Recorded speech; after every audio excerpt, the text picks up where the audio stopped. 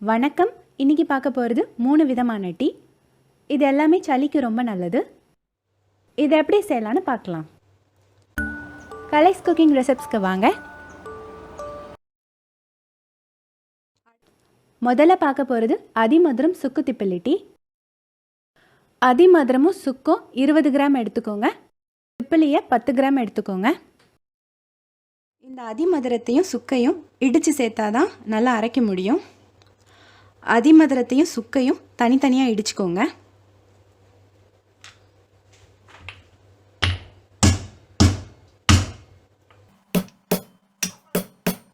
இந்த மாதிரி நல்லா இடிச்சுக்கோங்க. இந்த சுக்கையும் நல்லா இடிச்சுக்கோங்க.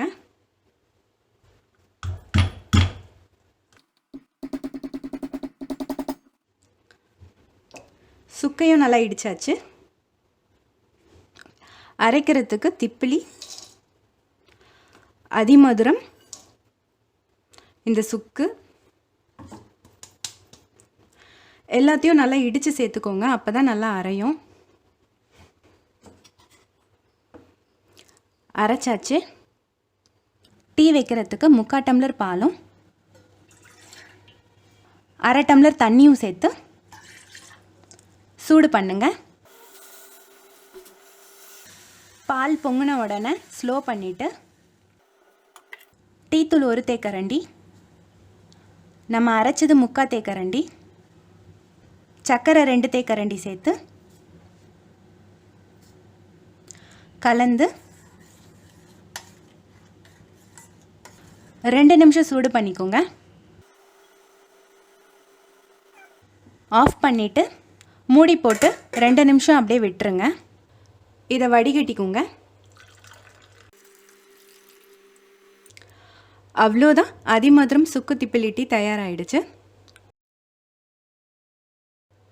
அடுத்ததாக பார்க்க போகிறது கற்பூரவல்லி டீ. 3/4 டம்ளர் பாலும் 1/2 டம்ளர் தண்ணியும் சேர்த்து சூடு பண்ணுங்க.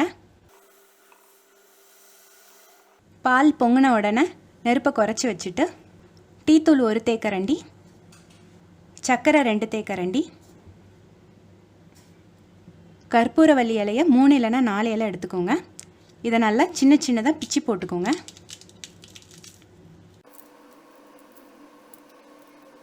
கலந்து 2 நிமிஷம் சூடு பண்ணுங்க. அடுப்பு ஆஃப் பண்ணிவிட்டு மூடி போட்டு இதை ஒரு 2 நிமிஷம் அப்படியே விட்டுருங்க. இதை வடிகட்டிக்கோங்க. இப்போ கற்பூரவல்லி டீ தயாராகிடுச்சு. அடுத்ததாக பார்க்க போகிறது இஞ்சி டீ. 1 இன்ச் அளவுள்ள இஞ்சியை இடிச்சுக்கோங்க.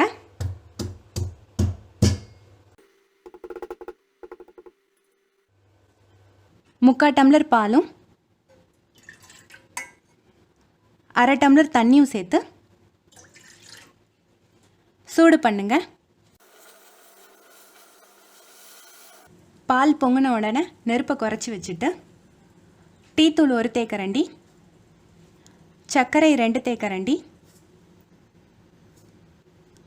இடித்த இஞ்சியும் சேர்த்து கலந்துக்குங்க. இதை 2 நிமிஷம் சூடு பண்ணுங்க. ஆஃப் பண்ணிவிட்டு மூடி போட்டு 2 நிமிஷம் அப்படியே விட்டுருங்க. இதை வடிகட்டிக்கோங்க.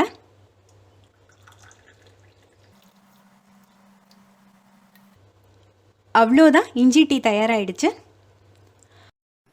இந்த வீடியோ உங்களுக்கு கண்டிப்பாக பிடிச்சிருக்கும். எங்களுக்கு சப்ஸ்கிரைப் பண்ணுங்கள், லைக் பண்ணுங்கள், ஷேர் பண்ணுங்கள், கமெண்ட் பண்ணுங்கள். நன்றி.